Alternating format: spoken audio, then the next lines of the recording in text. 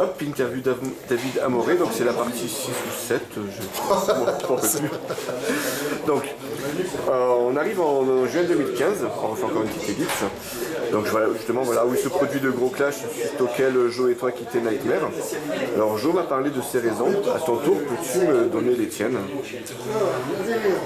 Alors c'est un sujet délicat quand même, malgré tout, parce que c'est pas quelque chose sur lequel j'aime beaucoup revenir. Bah écoute, on avait des avis différents sur la façon dont allait être géré le groupe, sur les investissements à faire, sur le temps à passer ensemble, et on avait des avis différents, et on s'est un peu pris la tête à ces sujets-là, et du coup, on est parti quoi. Et pas sans perte et fracas. Donc voilà, on s'est. Donc avec Yves, on ne s'est pas parlé pendant 7 ans quasiment. Et, mais bon, c'était. Malgré tout, on peut constater ce soir, hein, c'est que. Tout à fait que au bout d'un moment on a eu envie de se retrouver parce que moi j'ai connu Yves, il avait 16 ans et demi, il n'avait même pas le permis, moi j'avais 8 ans, enfin tu vois, c'est malgré tout, comme j'ai tendance à dire, l'amour est très proche de la haine, tu vois. Et cette colère qu'on a pu avoir avec Yves, c'est justement parce que c'est quelqu'un qu'on apprécie beaucoup. D'accord. Et petit à petit, les colères se sont estompées et puis on avait vraiment envie de retrouver notre collègue, notre pote, quoi. C'est quelqu'un de la famille, quoi, honnêtement. Donc voilà, tout simplement. D'accord. Alors, tu étais présent au concert de Nightmare en mars dernier à Grenoble. Alors, c'est toi qui serais à la base de la réconciliation, justement, avec... Alors, ça part d'un peu plus loin.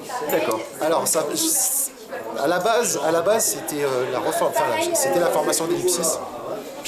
C'est Fabio qui m'a contacté pour savoir si je voulais jouer de la batterie dans Ellipsis.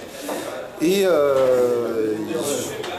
il y avait Nightmare qui jouait. Et, moi, je me suis dit, tiens, je vais y aller.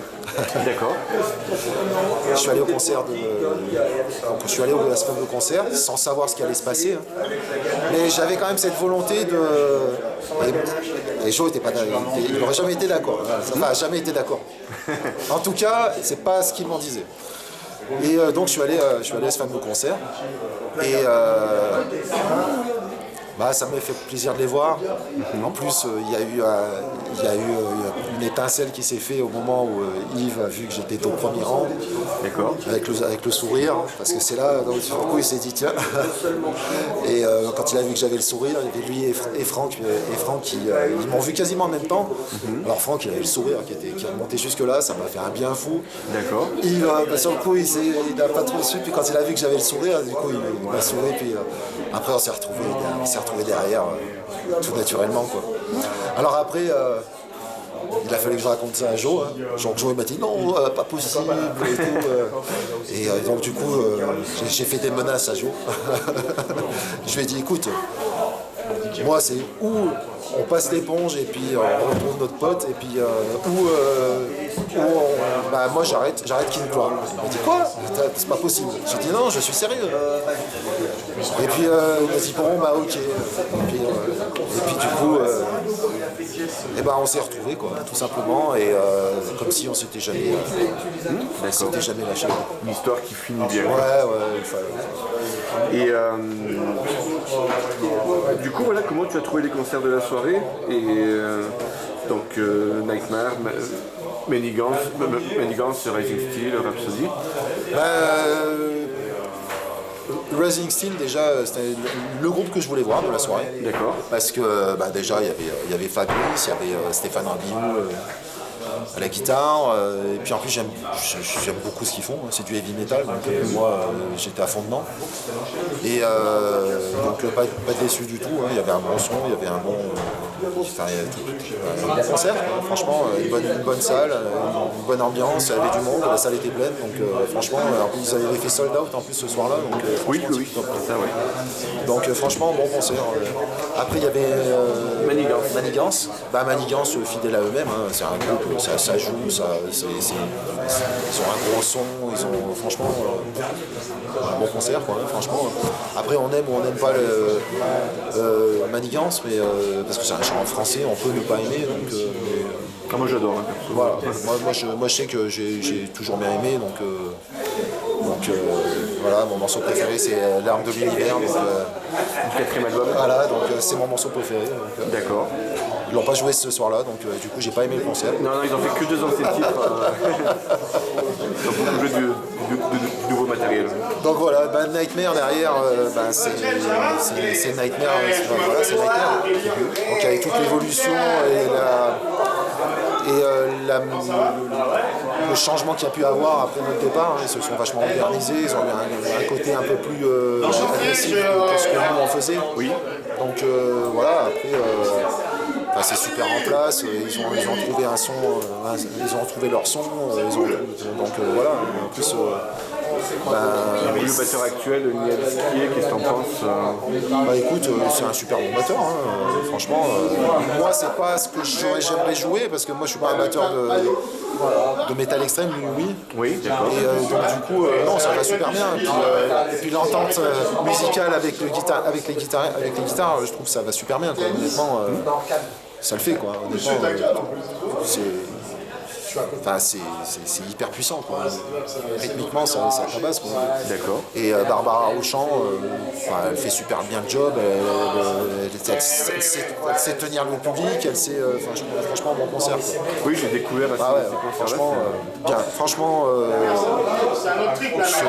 je sais pas quoi dire de mal sur leur prestation.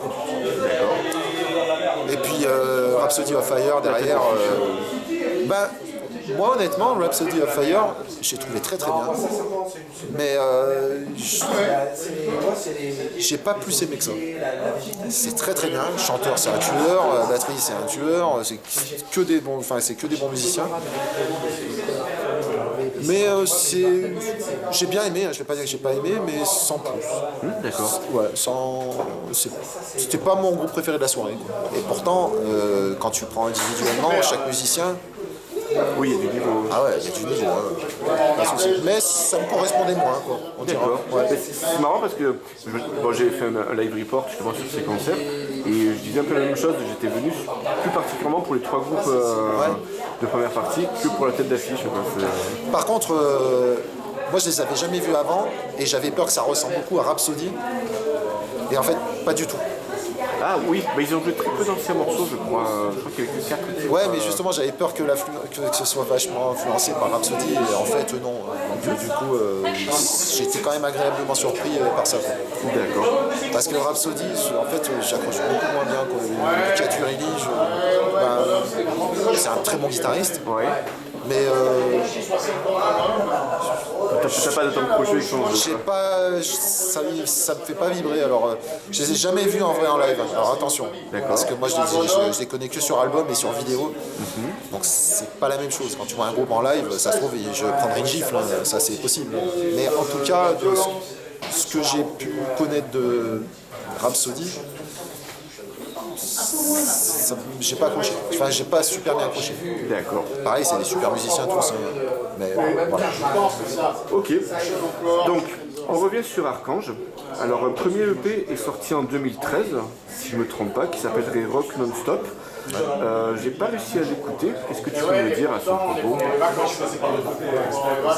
C'était avec toi déjà En 2013, non. Ah d'accord. C'est un mini CD, il me semble, c'est ça hein? Oui, c'est un EP, ouais, c'est ça. C'est un EP, ouais. Bah écoute,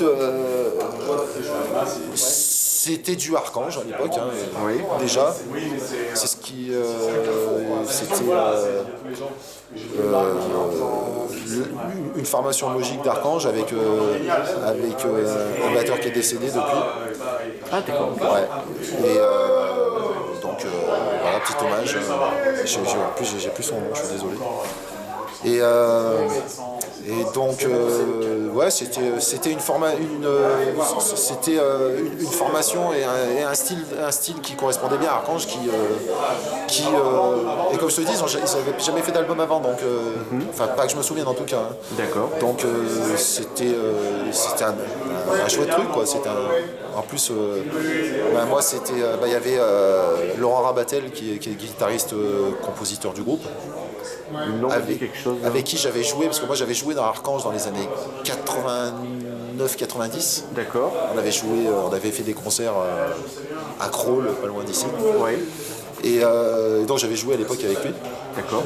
Donc voilà, c'est lui, c'est par et puis bien sûr Daniel Palas, le chanteur de l'époque, avec qui j'avais joué dans Shining. Ok. Et donc eux ils avaient fait ce 4 titres-là à ce moment-là.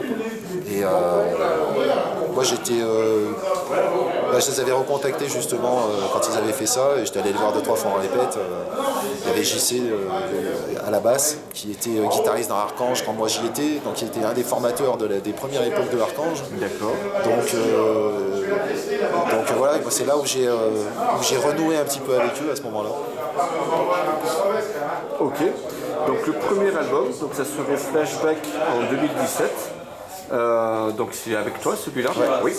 Alors à première écoute, j'ai beaucoup pensé à Scorpion, surtout au niveau du chant. Oui, forcément. Oui, d'accord. Daniel, il a un groupe de cover actuellement qui s'appelle Scorpion avec un K. Oui, ok. Voilà. C'est avec Stéphane Rabillou alors ça aussi. C'est ça, oui, avec okay. Stéphane Rabillou, ouais, tout à fait. Et Pierre Dallemand, je pense, un gars qui ce soir est drum de Whiskey Blood. Oui, de Whiskey Blood. Voilà. Et c'est vraiment le clone de Close Mine, le chanteur. Hein. Il a vraiment la même voix. Quoi. Ok, donc ensuite c'est l'album Empire en 2020, ouais. Donc deuxième album, donc avec un nouveau chanteur et un nouveau bassiste. Tout à fait. Alors le style a pas mal changé et on y trouve plusieurs touches grunge. Pourquoi tous ces remaniements au niveau du line-up et de la musique? Bah écoute, on a pris un coach musical qui s'appelle Pat Lyotard, encore lui. Ah ok. Et lui nous a conseillé, il nous a dit parce qu'en fait c'est lui qui avait produit Flashback. Ok. Et mais à l'époque il avait été juste à la production en fait. Donc et quand on lui a demandé de nous filer un coup de main sur les arrangements et tout, il nous a dit écoutez, moi si vous voulez faire quelque chose de bien, je veux bien, mais je prends part aux compositions et à la prod et à tout le groupe en fait. Et c'est là qu'on s'est séparé de certains musiciens. On en a pris d'autres. D'accord. Et où on a découvert un style totalement différent, avec une grosse influence par Pat Lyotard. Ok. Voilà. Alors du coup, depuis les tout débuts, il reste des membres d'origine ou pas dans ce groupe Originel de tout début, non, il n'y a plus personne. Il n'y a plus personne. Voilà, il y a le membre le plus ancien, c'est Laurent Rabatel qui était là dans les années 80, 89, 90, qui est parti entre temps. Et c'est tout, parce que tous les autres sont des nouveaux. Oui, vous êtes un quatuor. Hein. C'est ça. D'accord. C'est ça. Ok. Alors, le titre Empire, est-ce que c'est un clin d'œil à Queen's Reich? Écoute, c'est un peu le hasard. Moi, je suis un fan de Queen's Reich, de Geoff Tate. Principalement de Geoff Tate. D'accord. À l'époque, Geoff Tate, parce que je trouve que c'est non seulement un bon chanteur, et en plus un mélodiste hors pair, hein, honnêtement. Aujourd'hui, je ne vais pas parler trop de Queen's Reich, mais Queen's Reich, c'est un super groupe, mais je vibre beaucoup moins avec le nouveau chanteur, pourtant qui est encore meilleur que Geoff Tate. Oui, Todd Latore, oui. Ouais, Todd Latore, ouais. En plus, qui est un super gars, on l'a croisé parce qu'on avait joué avec. En tournée, on avait fait une mini tournée avec. À l'époque, il jouait dans Crimson Glory. Crimson Glory.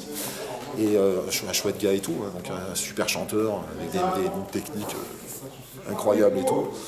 Mais je sais pas, il y a beaucoup de. ça me fait moins vibrer, je trouve qu'il y a moins de mélodie. D'accord. Ouais. C'était la petite parenthèse Queensryche parce que je suis fan de Geoff Tate, quoi. Alors du coup maintenant je dis je suis fan de Geoff Tate parce que j'aime toujours les anciens albums de Queensryche, mais Et tu aimes ce qu'il fait actuellement en solo et tout ça ou... il a beaucoup perdu. Oui. Il a beaucoup perdu, mais ça reste Geoff Tate, quoi. Les mélodies sont toujours là. Voilà, toutes les mélodies des premiers albums de Queensryche, c'est lui, quoi. Donc voilà, mais non, il n'y a pas de... Même si on compare régulièrement le chant de Vince à Geoff Tate, ça lui fait pas plaisir d'ailleurs, parce qu'il n'est pas fan de Geoff Tate du tout. Et donc du coup, il y en a beaucoup qui ont fait un peu le rapprochement et qui nous ont fait cette remarque, est-ce que Empire... mais en fait, le titre Empire vient pas de là du tout. Ok. En fait, Empire... En fait, sur cet album d'Archange, c'est moi qui ai fait tous les textes. Ok. Et parce que j'étais le plus anglophone du groupe. Et j'avais envie de le faire, hein, tout simplement. Les morceaux me plaisaient bien. Et puis je trouvais qu'il avait une couleur particulière. Et donc si tu lis les textes, c'est beaucoup de textes très sombres. D'accord.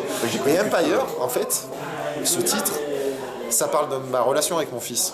Parce que j'ai un fils qui a 23 ans. D'accord. Et en fait, quand tu as ton premier gamin qui naît, eh ben, tu t'imagines plein de choses, tu prévois plein de choses. Et en fait, j'ai eu... en fait, il a eu... quand il a grandi, ben déjà, tout ce que j'avais prévu, c'est pas passé. Et puis surtout, j'ai eu une relation conflictuelle avec lui pendant des années, jusqu'à quasiment sa majorité, quoi. C'était un gamin qui était rebelle, c'était très compliqué. Et en fait, Empire, en fait, quand tu essaies de construire quelque chose, une vie, et tu t'imagines une vie, en fait, quand tu vois que ton fils ne souhaite pas ce que toi tu as prévu, bah c'est tout ton empire qui s'effondre, quoi. Donc voilà, le titre Empire, c'est ça. D'accord.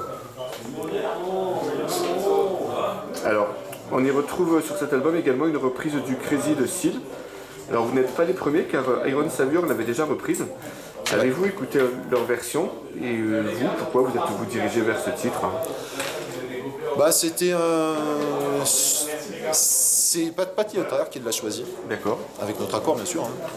Et c'était un morceau qu'on aimait qui. En fait on avait